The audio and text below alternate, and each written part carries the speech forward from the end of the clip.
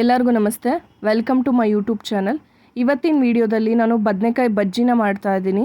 So ಬದನೆಕಾಯಿ ಒಂದು ಇದ್ಬಿಟ್ರೆ ನೀವು ಆರಾಮಾಗಿ ಬಜ್ಜಿ ಮಾಡ್ಕೋಬೋದು. ಸೊ ಇದು ಮುದ್ದೆ ಜೊತೆಗೆ ಅಥವಾ ಅನ್ನದ ಜೊತೆಗೆ ತುಂಬಾ ಬೆಸ್ಟ್ ಕಾಂಬಿನೇಷನ್ ಅಂತಲೇ ಹೇಳ್ಬೋದು. ಸೊ ಹಳ್ಳಿ ಸೈಡೆಲ್ಲ ಬದನೆಕಾಯಿ ಇದ್ದರೆ ಈ ಥರ ಗೊಜ್ಜು ಮಾಡ್ಕೊಂಡು ತಿಂತಾರೆ. ಇದು ಹಳ್ಳಿ ಸೈಡಲ್ಲಿ ಮಾಡೋ ಅಂಥ ಗೊಜ್ಜು. ಸೊ ಇದು ಹೇಗೆ ಮಾಡೋದು ಅಂತ ತೋರಿಸ್ತೀನಿ. ಇಲ್ಲಿ ಕೊತ್ತಂಬರಿ ಸೊಪ್ಪು ಹಚ್ಚಿಟ್ಕೊಂಡಿದ್ದೀನಿ, ಹಾಗೆ ಒಂದು ದೊಡ್ಡ ಈರುಳ್ಳಿನ ಸಣ್ಣದಾಗಿ ಹಚ್ಚಿಟ್ಕೊಂಡಿದ್ದೀನಿ. ಇಲ್ಲಿ ಒಂದು 2 ಟೊಮೊಟೊ ಹಾಗೆ ಬದನೆಕಾಯಿ, 6 ಮೆಣಸಿನ್ಕಾಯಿನ ತೊಗೊಂಡಿದ್ದೀನಿ. ಜಾಸ್ತಿ ಖಾರ ಇದ್ದರೆ ಒಂದು 3 ಮೆಣಸಿನ್ಕಾಯಿ ಸಾಕು. ಹಾಗೆ ಒಂದು ಸಣ್ಣ ನಿಂಬೆಹಣ್ಣಿನ ಗಾತ್ರದಷ್ಟು ಹುಣಸೆಹಣ್ಣನ್ನು ನೆನೆಸಿಟ್ಟಿದ್ದೀನಿ. ಇಲ್ಲಿ ಫಸ್ಟಿಗೆ ಮೆಣಸಿನ್ಕಾಯಿ ಇದು ತೊಟ್ಟು ಎಲ್ಲ ಬಿಡಿಸ್ಕೊತಾ ಇದ್ದೀನಿ. ಒಂದು 2 ಟೊಮೊಟೊನ ನೀರಿಗೆ ಹಾಕಿಡ್ತಾ ಇದ್ದೀನಿ. ಹಾಗೆ ಬದನೆಕಾಯಿನ ಹಚ್ಚಿಟ್ಕೊತಾ ಇದ್ದೀನಿ. ಬದನೆಕಾಯಿಯಲ್ಲಿ ಕೆಲವು ಟೈಮು ಹುಳ ಇರುತ್ತೆ ಅಥವಾ ಹೊರಗಿಂದ ನೋಡೋಕೆ ಚೆನ್ನಾಗಿ ಕಾಣುತ್ತೆ. ಬದನೆಕಾಯಿ ಹಚ್ಚಿ ನೋಡಿಬಿಟ್ಟು ಆಮೇಲೆ ನೀರಲ್ಲಿ ತೊಳೆದು ಬೇಯಿಸ್ಕೋಬೇಕಾಗತ್ತೆ. ನಿಮಗೆ ಟೊಮೊಟೊ ಹಣ್ಣು ಇಲ್ಲ ಅಂದ್ರೂ ಸಹ ಹುಣಸೆಹಣ್ಣನ್ನು ಒಂದೇ ಬಳಸ್ಕೊಂಡು ಮಾಡ್ಬೋದು. ತರಕಾರಿ ಇದನ್ನೆಲ್ಲದನ್ನು ನೀಟಾಗಿ ತೊಳೆದುಬಿಟ್ಟು ಟೊಮೊಟೊ ಹಣ್ಣು ಈ ಥರ ಹಚ್ಚಬೇಕು. ಏನಕ್ಕೆ ಅಂದರೆ ಬೆಂದಾದಮೇಲೆ ಸಿಪ್ಪೆ ಈಸಿಯಾಗಿ ಬಿಡುತ್ತೆ, ಅದಕ್ಕೋಸ್ಕರ.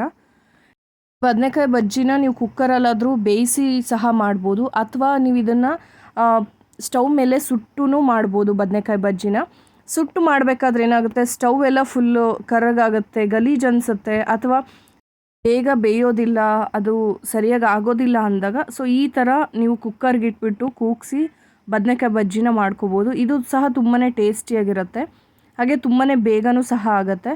ಈಗ ನಾನು ಕುಕ್ಕರ್ ಮುಚ್ಚಿಡ್ತಾ ಇದ್ದೀನಿ. ಇದನ್ನು 1 ವಿಷಿಲ್ ಕೂಗಿಸ್ಕೋಬೇಕು. ಈಗ ಕುಕ್ಕರ್ ಕೂಗಿದ್ದಾಗಿದೆ, ಹಾಗೆ ಇದು ಕಂಪ್ಲೀಟಾಗಿ ಆರೋದಕ್ಕೆ ಬಿಡಬೇಕು. ಇದಾದಮೇಲೆ ನೀವೇನು ಟೊಮೊಟೊ ಸಿಪ್ಪೆ ಎಷ್ಟು ಈಸಿಯಾಗಿ ಬಿಡ್ತಾ ಇದೆ ನೋಡಿ. ಸೊ ಆ ಥರ ಟೊಮೊಟೊದ ಮೇಲ್ಗಡೆದು ತೆಗೆದ್ರೆ ಈ ಥರ ಸಿಪ್ಪೆ ಈಸಿಯಾಗಿ ಬಿಡುತ್ತೆ. ಸಣ್ಣ ಮಿಕ್ಸಿ ಜಾರ್ಗೆ ಬೆಂದಿರೋ ಮೆಣಸಿನ್ಕಾಯಿನ ತೊಗೋಬೇಕು. ಹಾಗೆ ಒಂದು ಸಣ್ಣ ಉಂಡೆ ಗಾತ್ರದಷ್ಟು ಬೆಳ್ಳುಳ್ಳಿನ ತೊಗೊಂಡು ಮಿಕ್ಸಿ ಮಾಡ್ಕೋಬೇಕಾಗತ್ತೆ. ಸೊ ಈ ಥರ ಮಿಕ್ಸಿ ಮಾಡಿ ಇಟ್ಕೊಂಡಿದ್ದೀನಿ ನೋಡಿ. ಒಂದು ಸಣ್ಣ ನಿಂಬೆಹಣ್ಣಿನ ಗಾತ್ರದಷ್ಟು ಹುಣಸೆಹಣ್ಣನ್ನು ನೆನೆಸಿಟ್ಟಿದ್ದೆ. ಸೊ ಇದನ್ನು ಕಿವುಚ್ಕೊಂಡು ರಸ ತೆಗಿಬೇಕು. ನೀವೇನಾದರೂ ಟೊಮೊಟೊ ಬಳಸ್ತಾ ಇಲ್ಲ ಅಥವಾ ಟೊಮೊಟೊ ಇಲ್ಲ ಅಂದಾಗ ಬರೀ ಹುಣಸೆಹಣ್ಣನ್ನು ಒಂದೇ ಹಾಕಿ ಬದನೆಕಾಯಿ ಜೊತೆಗೆ ಹುಣಸೆಹಣ್ಣನ್ನು ಒಂದೇ ಹಾಕಿನೂ ಸಹ ಬಜ್ಜಿ ಮಾಡ್ಬೋದು. ಇಲ್ಲಿ ನಾನು ಬೇರೆ ಪಾತ್ರೆಗೆ ಏನು ಬದನೆಕಾಯಿ ಹಾಗೆ ಟೊಮೊಟೊ ಬೆಂದಿರುತ್ತಲ್ವ, ಸೊ ಅದನ್ನು ಹಾಕ್ಕೊತಾ ಇದ್ದೀನಿ. ಇದಕ್ಕೆ ನಾನು ಮೆಣಸಿನ್ಕಾಯಿ ಹಾಗೆ ಬೆಳ್ಳುಳ್ಳಿದು ಪೇಸ್ಟ್ ಮಾಡಿ ಇಟ್ಕೊಂಡಿದ್ದೀನಲ್ವ, ಸೊ ಅದನ್ನು ಹಾಕ್ಕೊತಾ ಇದ್ದೀನಿ. ಈಗ ಇದನ್ನು ಸ್ಮ್ಯಾಶರಲ್ಲಿ ಸ್ಮ್ಯಾಶ್ ಮಾಡ್ತಾ ಇದ್ದೀನಿ. ಸೊ ನಿಮಗೆ ಸ್ಮ್ಯಾಶರ್ ಇಲ್ಲ, ಈ ಥರದ್ದು ಇಲ್ಲ ಅಂದರೆ ಮಸಿಯೋ ಕೋಲಾಗಿರ್ಬೋದು ಅಥವಾ ಕೈಯಲ್ಲೂ ಸಹ ಕಿವುಚ್ಬೋದು. ತುಂಬಾ ಬೇಗನೆ ಆಗುತ್ತೆ. ಏನಕ್ಕೆ ಅಂದರೆ ಈಗ ಆಲ್ರೆಡಿ ಬೆಂದಿದೆ, ಅದಕ್ಕೋಸ್ಕರ ಬೇಗನೆ ಆಗುತ್ತೆ. ಕೈಯಲ್ಲೂ ಸಹ ಕಿವುಚ್ಬೋದು. ಹಳ್ಳಿ ಸೈಡಲ್ಲೆಲ್ಲ ಈ ಥರ ಗೊಜ್ಜು ತುಂಬಾ ಮಾಡ್ಕೊಂಡು ಊಟ ಮಾಡ್ತಾ ಇರ್ತಾರೆ. ಮುದ್ದೆ ಜೊತೆಗೆ ಅನ್ನದ ಜೊತೆಗೆ ತುಂಬಾ ಚೆನ್ನಾಗಿರುತ್ತೆ ಈ ಗೊಜ್ಜು, ಹಾಗೆ ತುಂಬಾ ಬೇಗನೂ ಸಹ ಆಗುತ್ತೆ. ಬದನೆಕಾಯಿ ಒಂದಿದ್ರೆ ಬದನೆಕಾಯಿ ಗೊಜ್ಜು ಅಥವಾ ಟೊಮೊಟೊ ಒಂದಿದ್ರೆ ಟೊಮೊಟೊ ಗೊಜ್ಜು, ಈ ಥರ ಗೊಜ್ಜುಗಳ್ನ ಹಳ್ಳಿ ಸೈಡು ತುಂಬಾ ಮಾಡ್ತಾರೆ.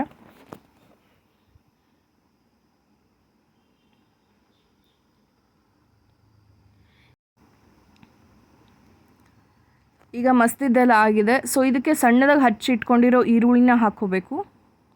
ಹಸಿ ಈರುಳ್ಳಿ ತುಂಬಾ ಚೆನ್ನಾಗಿ ಟೇಸ್ಟ್ ಕೊಡುತ್ತೆ. ಹಾಗೆ ಇದ್ರ ಜೊತೆಗೆ ಕೊತ್ತಂಬರಿ ಸೊಪ್ಪನ್ನು ಹಾಕಿಟ್ಕೊತಾ ಇದ್ದೀನಿ.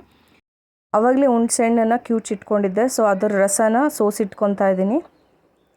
ಹಾಗೆ ನಿಮಗೆ ಹಸಿ ಈರುಳ್ಳಿ ಹಾಕೋಕೆ ಇಷ್ಟ ಇಲ್ಲ ಅಂದರೆ ಒಗ್ಗರಣೆ ಮಾಡಿಕೊಂಡು ಸಹ ಈರುಳ್ಳಿ ಹಾಕ್ಕೋಬೋದು. ಸೊ ಆ ಗೊಜ್ಜನ್ನ ನೀವು 2 ದಿನ ಆದರೂ ಫ್ರಿಜ್ಜಲ್ಲಿ ಇಟ್ಕೊಂಡು ಸಹ ತಿನ್ಬೋದು. ಸೊ ಹಸಿ ಈರುಳ್ಳಿ ಹಾಕೋದ್ರಿಂದ ನೀವು ಒಂದೇ ದಿನವೇ ತಿನ್ನೋಕ್ಕಾಗೋದು.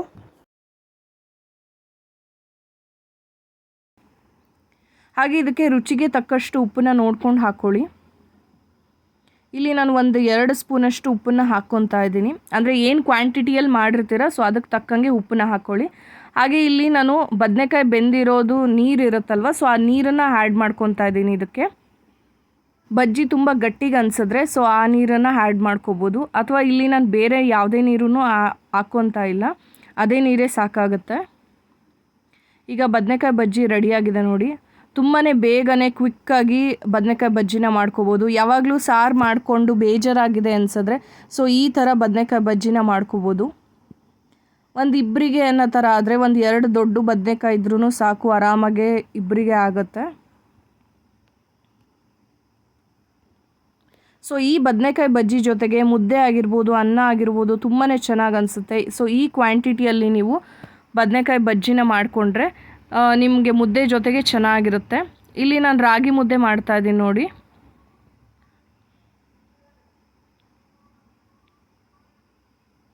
ರಾಗಿ ಮುದ್ದೆ ಬೆಂದ ಮೇಲೆ ಸೊ ಈ ಥರ ಒಂದು ಚೌಟಲ್ಲಾಗಿರ್ಬೋದು ಅಥವಾ ಕೋಲಲ್ಲಾಗಿರ್ಬೋದು ಚೆನ್ನಾಗಿ ಕೂಡಿಸ್ಕೋಬೇಕಾಗತ್ತೆ, ಎಲ್ಲೂ ಗಂಟಾಗ್ದಲೇ ಇರೋ ಥರ. ಸೊ ರಾಗಿ ಮುದ್ದೆ ಕೆಲವರು ಶೀಟಲ್ಲೂ ಮಾಡ್ತಾರೆ, ಅಂದರೆ ನಾನು ಶೀಟಲ್ಲಿ ಮಾಡ್ತೀನಿ. ಸೊ ನಮ್ಮ ಅತ್ತೆ ಈ ಥರ ಮಾಡ್ತಾರೆ, ಈ ಥರ ಕೋಲ್ ಬರುತ್ತೆ ಮುದ್ದೆ ಮಾಡೋದು, ಸೊ ಅದರಲ್ಲೂ ಮಾಡ್ಬೋದು. ಅಥವಾ ಶೀಟಲ್ಲಿ ಹಾಕ್ಕೊಂಡು ಮಾಡ್ಬೋದು, ಅಥವಾ ಇದು ಯಾವುದೂ ಇಲ್ಲ ಅಂದರೆ ಪ್ಲೇಟಲ್ಲೂ ಮಾಡ್ಕೋಬೋದು.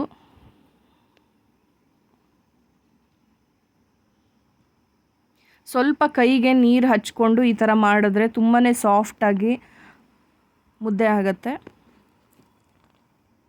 ಬಿಸಿ ಬಿಸಿ ಮುದ್ದೆ ಜೊತೆಗೆ ಬದನೆಕಾಯಿ ಬಜ್ಜಿ ತುಂಬಾ ಚೆನ್ನಾಗಿರುತ್ತೆ, ಅನ್ನದ ಜೊತೆಗೂ ಚೆನ್ನಾಗಿರುತ್ತೆ. ಸೊ ಯಾವಾಗಲೂ ಸಾರು ಮಾಡಿಟ್ಟು ಬೇಜಾರಾಗಿದ್ದರೆ ಸೊ ಈ ಥರ ಒಂದು ಗೊಜ್ಜನ್ನ ಮಾಡ್ಕೊಳ್ಳಿ. ಹಾಗೆ ಯಾವಾಗಲೂ ಸುಟ್ಟುಬಿಟ್ಟು ಬದನೆಕಾಯಿನ ಬಜ್ಜಿ ಮಾಡ್ತಾಯಿದ್ರೆ ಸೊ ಈ ಥರ ಕುಕ್ಕರಲ್ಲಿಟ್ಟು ಒಂದು ಸಲ ಟ್ರೈ ಮಾಡಿ ನೋಡಿ, ಚೆನ್ನಾಗಿರುತ್ತೆ. ಸೊ ಹಳ್ಳಿ ಕಡೆಗೆ ಇದು ಫೇಮಸ್ ಅಡುಗೆ ಅಂತಲೇ ಹೇಳ್ಬೋದು. ಸೊ ನಿಮಗೆ ಈ ವಿಡಿಯೋ ಇಷ್ಟ ಆಗಿದೆ ಅಂದ್ಕೊತೀನಿ. ಹಾಗೆ ಯಾರೆಲ್ಲ ನನ್ನ ಚಾನಲ್ನ ಸಬ್ಸ್ಕ್ರೈಬ್ ಮಾಡಿಲ್ಲೋ ಸೊ ಪ್ಲೀಸ್ ನನ್ನ ಚಾನಲ್ನ ಸಬ್ಸ್ಕ್ರೈಬ್ ಮಾಡಿ. ನಿಮ್ಮ ಸ್ಕ್ರೀನ್ ಮೇಲೆ ಕಾಣ್ತಿರೋ ಬೆಲ್ ಬಟನ್ನ ಕ್ಲಿಕ್ ಮಾಡಿ ಸಬ್ಸ್ಕ್ರೈಬ್ ಮಾಡಿ.